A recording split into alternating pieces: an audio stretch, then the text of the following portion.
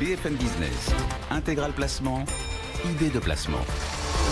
Alors justement, on en parle énormément évidemment avec aussi ce rapport du corps qui chiffre les besoins de financement pour la retraite, les retraites d'ici 2025. Quelle perspective justement pour vos retraites? C'est une question que vous nous posez régulièrement. On va y répondre avec Jean-Philippe Dubosc, le rédacteur en chef de toutsurmesfinances.com. Bonjour Jean-Philippe. Bonjour. Il semble que la revalorisation des retraites va être l'an prochain assez compliquée.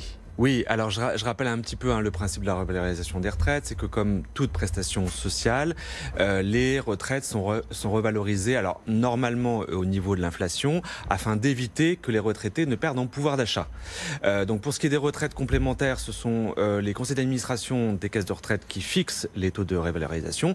Pour ce qui est des retraites de base, c'est le gouvernement qui fixe le taux de revalorisation, à l'exception des avocats. Et ce qui était prévu normalement pour le 1er janvier 2020, puisque comme vous le savez maintenant les revalorisations des retraites de base se font le 1er janvier 2020, eh bien il était prévu que comme en 2019, les retraites de base soient revalorisées de seulement 0,3% au 1er janvier 2020, c'est-à-dire à un niveau largement inférieur à l'inflation. Et ça, c'était pour dégager des économies, pour réduire le déficit public. Comme vous le savez, entre-temps, il y a eu les Gilets jaunes, il y a eu le grand débat national, et à l'issue du grand débat national, Emmanuel Macron a annoncé que les retraités dont les pensions globales, c'est-à-dire les retraites de base et complémentaires confondues, eh bien, bénéficieraient d'une revalorisation alignée sur l'inflation pour ceux donc qui ont moins de 2 000 € de retraite globale par mois. En revanche, pour ceux qui avaient plus de 2 000, il y avait la sous-indexation de 0,3%. Donc on en était à 2 taux de revalorisation, mais visiblement ça va être plus compliqué que ça. Pour quelle raison?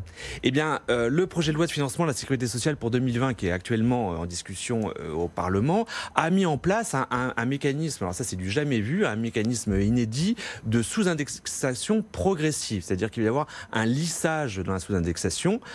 Concrètement, en fait, le taux de revalorisation va être amputé de 0,2 points pour les retraités qui ont entre 2 000 et moins de 2008 € de retraite globale par mois. Et oui, de 0,4 points pour ceux qui ont entre 2008 et moins de 12 012 euros. 2012. 12 € et pas 13 et pas 11, mais 2012 €. Il y a 4 € d'écart là. Voilà.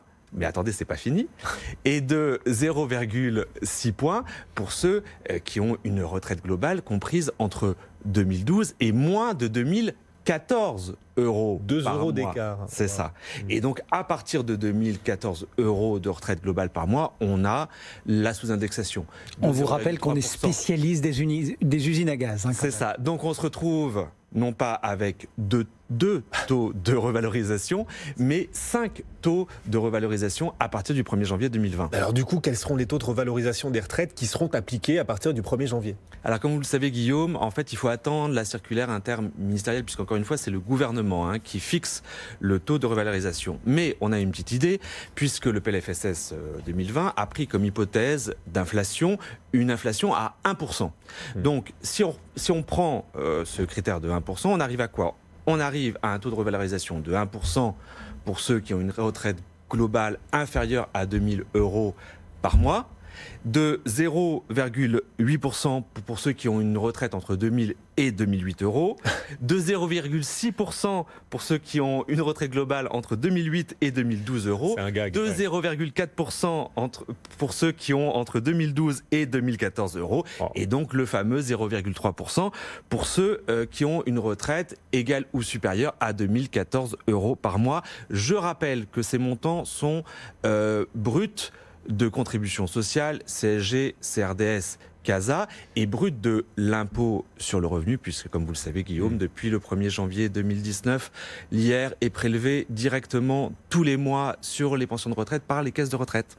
Et encore un nouveau dispositif à venir aussi, un dispositif de rattrapage qui s'ajoute à tout ce que vous venez de nous Eh bien oui, parce que c'était pas assez compliqué. Ouais. Donc on va créer un petit peu plus de complexité.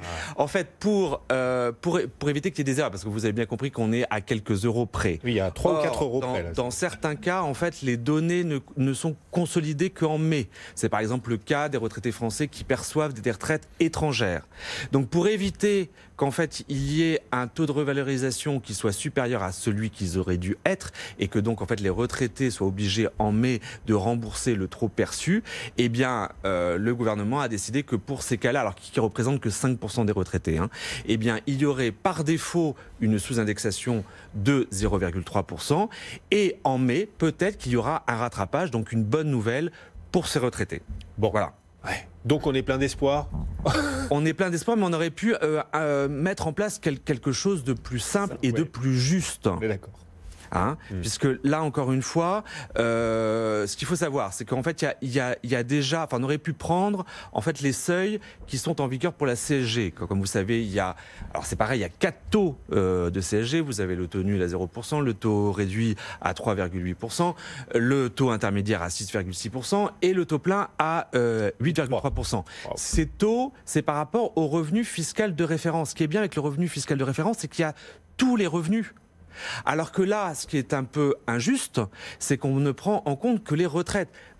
Guillaume, vous pouvez très bien avoir une retraite globale qui est inférieure à 2 000 € par mois, mais en revanche avoir des revenus locatifs en parallèle. Bien sûr. Donc, ça n'est pas juste. Et c'est quand même très compliqué. C'est très compliqué, d'autant que c'est un one-shot, puisque comme vous le savez, à partir du 1er janvier 2021, Emmanuel Macron a annoncé que toutes les retraites de base seront alignées sur l'inflation. Donc on a fait tout ça pour une seule fois.